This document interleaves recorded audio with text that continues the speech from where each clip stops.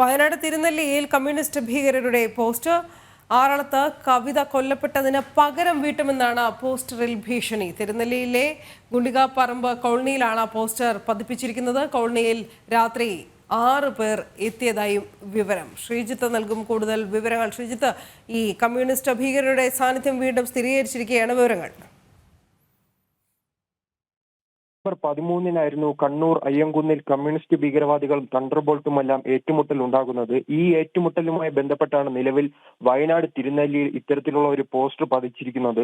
അന്ന് നടന്ന ഏറ്റുമുട്ടലിൽ തണ്ടർബോൾട്ടും കമ്മ്യൂണിസ്റ്റ് ഭീകരരുമായി വലിയ ഏറ്റുമുട്ടൽ ഉണ്ടാകുന്നു. ഇതിൽ കമ്മ്യൂണിസ്റ്റ് ഭീകരർക്ക് പരിക്ക് പറ്റുകയെ ആ രീതിയിലുള്ള വാർത്തകൾ അന്ന് തന്നെ പ്രചരിച്ചിരുന്നു.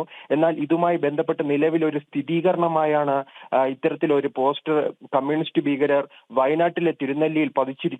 ഇതിൽ വ്യക്തമാക്കുന്നത് അന്ന് ആ ഏറ്റുമുട്ടലിൽ പരിക്കേറ്റ കവിത എന്ന ലക്ഷ്മി എന്ന കമ്മ്യൂണിസ്റ്റ് ഭീകരവാദി കൊല്ലപ്പെട്ടു എന്ന രീതിയിലാണ് ഇന്നത്തെ പോസ്റ്ററിൽ വ്യക്തമാക്കുന്നത്. 4ലധികം പോസ്റ്ററാണ് CPI മാവോയിസ്റ്റ് എന്ന പേരിൽ ഈ മേഖലയിൽ പതിച്ചിരിക്കുന്നത്. ഈ മേഖലയിൽ കഴിഞ്ഞ ആഴ്ചയും ഇത്തരത്തിൽ കമ്മ്യൂണിസ്റ്റ് ഭീകരവാദികൾ എത്തിയിരുന്നു.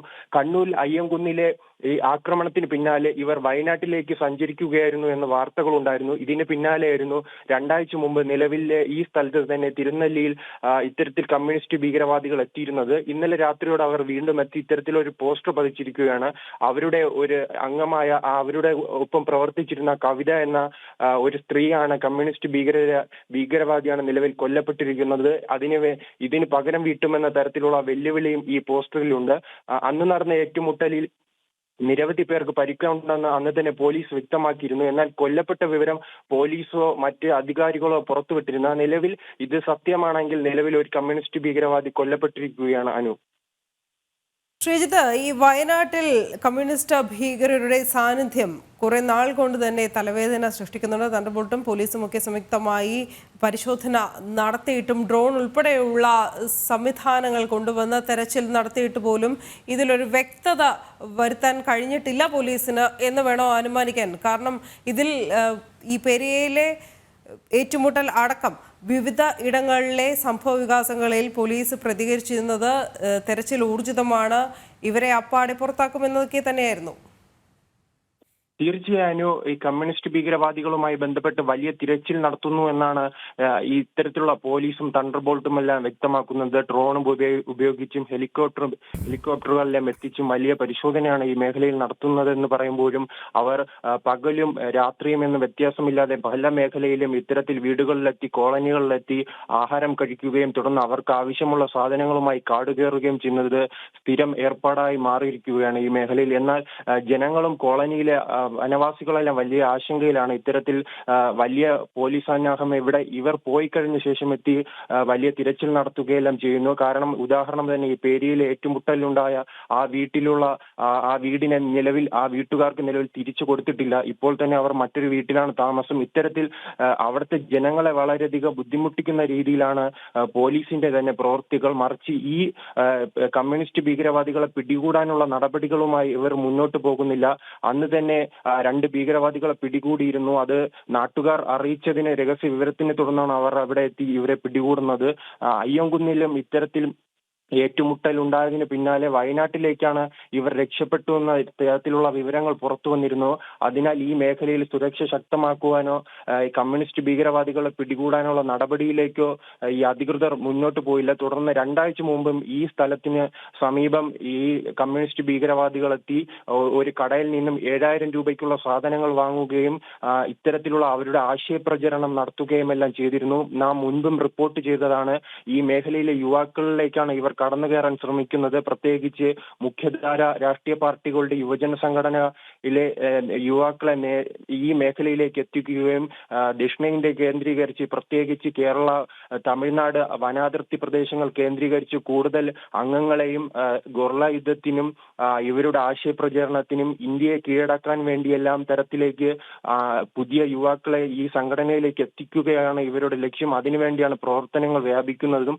അതിനാൽ തന്നെയായിരുന്നു ഇതിന് ഇതിന്റെ തുടക്കം തന്നെ വയനാട്ടിലെ ഒരു ഫോറസ്റ്റ് വികസന കോർപ്പറേഷൻ ഓഫീസ് തല്ലിത്തകർത്താണ് ഇവർ തുടങ്ങിയത്. അത്തരത്തിൽ ആക്രമണ സ്വഭാവത്തിലേക്ക് ഇവർ കടക്കുന്ന സാഹചര്യത്തിലും പോലീസും തണ്ടർബോൾട്ട് ഇത് ഗൗരവമായി എടുക്കുന്നില്ല.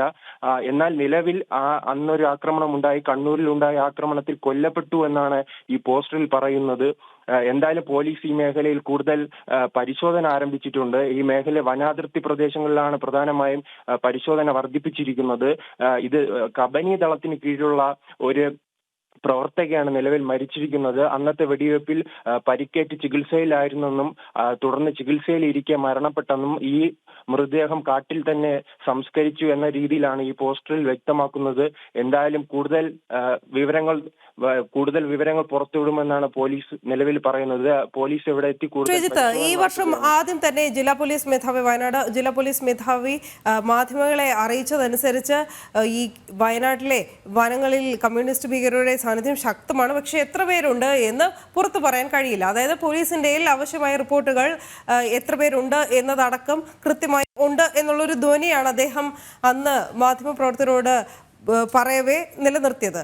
ശരി, അങ്ങനെ തന്നെ ഇരിക്കട്ടെ. എന്നിട്ടും മാസങ്ങൾ കഴിഞ്ഞിട്ടും ഇവരുടെ വിശദാംശങ്ങൾ ഒന്നും ഇതുവരെ ശേഖരിക്കാൻ കഴിഞ്ഞില്ല എന്ന് വേണോ മനസ്സിലാക്കാൻ? ശ്രീജിത്ത് തന്നെ പല ആവർത്തി പറഞ്ഞിരുന്നു, ശരിയാണ്, ഈ പരിശോധന നടത്തുമെന്ന് ആവർത്തിച്ചിരുന്നെങ്കിലും അതിലെല്ലാം പരാജയപ്പെടുന്ന ഒരു അവസ്ഥയുമുണ്ട്. ഇനി ഈ ജില്ലാ അതിർത്തികൾ, ഈ സംസ്ഥാനത്തിനകത്ത് നിന്നും പുറത്തു നിന്നും ഉള്ളവരൊക്കെ ഈ കമ്മ്യൂണിസ്റ്റ് ഭീകരരായി ഉണ്ട് എന്നാണ് അന്ന് വയനാട്ടിലെ പോലീസ് പറഞ്ഞിരുന്നത്.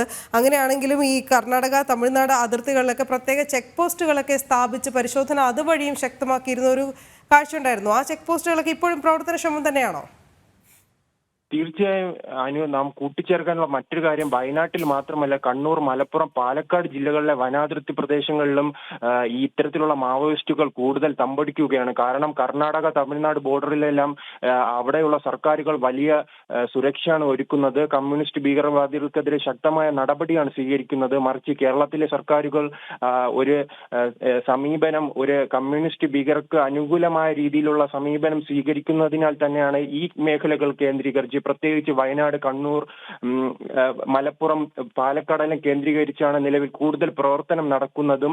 അതിനാൽ തന്നെയാണ് തെലങ്കാനയിൽ നിന്നും ആന്ധ്രയിൽ നിന്നുമെല്ലാമുള്ള അവരുടെ തന്നെ പോളിറ്റ് ബ്യൂറോയിലെയും വലിയ ഉയർന്ന നേതാക്കൾ, ദളങ്ങളിലെ നേതാക്കൾ ഈ മേഖലയിൽ നേരിട്ടെത്തി തന്നെയാണ് പ്രവർത്തനം മുന്നോട്ട് കൊണ്ടുപോകുന്നത്.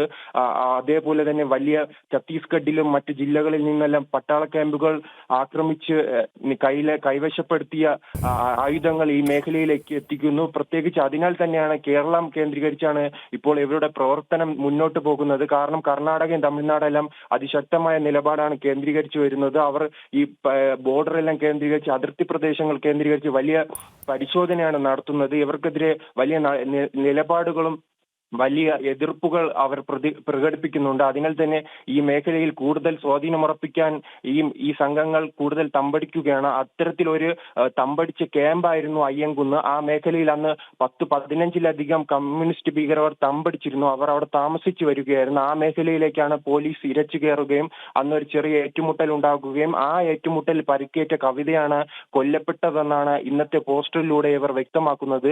ഇതിനുള്ള പകരം വീട്ടൽ ഉണ്ടാകും. എന്തായാലും അടിയന്തരമായി തന്നെ ഇത്തരത്തിലുള്ള ഒരു തിരിച്ചടി പോലീസ് പ്രതീക്ഷിക്കണമെന്നാണ് ഇത്തരത്തിലുള്ള ഈ പോസ്റ്ററിൽ CPI മാവോയിസ്റ്റ് പോസ്റ്ററിൽ വ്യക്തമാക്കുന്നത്.